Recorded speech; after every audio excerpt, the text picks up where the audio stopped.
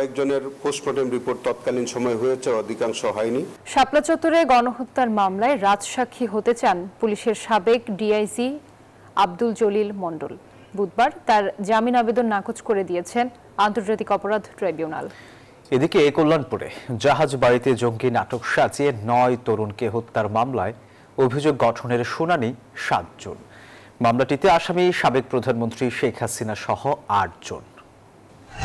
২০১৩ সালের ৫ মে মতিঝিলের শাপলা চত্বরে হেফাজতে ইসলামের সমাবেশ ঘিরে ঘটে যাওয়া এক বিভীষিকাময় অধ্যায়ের ১ দশক পূর্ণ হলো মঙ্গলবার। আন্তর্জাতিক অপরাধ ট্রাইব্যুনালের চিফ প্রসিকিউটর আমিনুল ইসলাম জানান, মানবতা বিরোধী অপরাধের এই মামলাটির তদন্ত প্রতিবেদন দাখিল হবে ৭ জুনের মধ্যেই। এখন পর্যন্ত ৫৮ জন নিহতের পরিচয় শনাক্ত করা গেছে। কয়েকজনের পোস্টমর্টেম রিপোর্ট তৎকালীন সময় হয়েছে, অধিকাংশ হয়নি। বুধবার শারীরিক অসুস্থতার কারণ দেখিয়ে আসামি আব্দুল জলিল মণ্ডলের জামিন চান তার আইনজীবী, তবে তা নাকচ করেন আদালত। হেলথ গ্রাউন্ডে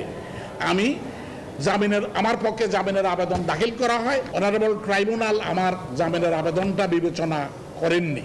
সাবেক এই পুলিশ কর্মকর্তার আইনজীবী বলেন, ট্রাইব্যুনাল অনুমতি দিলে রাজসাক্ষী হতে চান সাবেক DIG Abdul Jalil. Honourable tribunal যদি আমাকে অনুমতি দেয়, আমি বিচার কাজে সহযোগিতা করতেও রাজি আছি, প্রয়োজনে সাক্ষী হতেও রাজি আছি এই মামলায়। ২০১৩ সালে ঢাকা মহানগর পুলিশের অতিরিক্ত পুলিশ কমিশনার ছিলেন জলিল। এদিকে ২০১৬ সালে রাজধানীর কল্যাণপুরে জাহাজবাড়িতে জঙ্গি নাটক সাজিয়ে ৯ তরুণকে হত্যার মামলা ওঠে ট্রাইব্যুনালে। মামলাটিতে সাবেক প্রধানমন্ত্রী শেখ হাসিনা সহ ৮ জনের বিরুদ্ধে অভিযোগ গঠনের শুনানির দিন ৭ জুন ধার্য করেন আদালত। আব্দুল্লাহ মামুন, নিউজ 24, ঢাকা।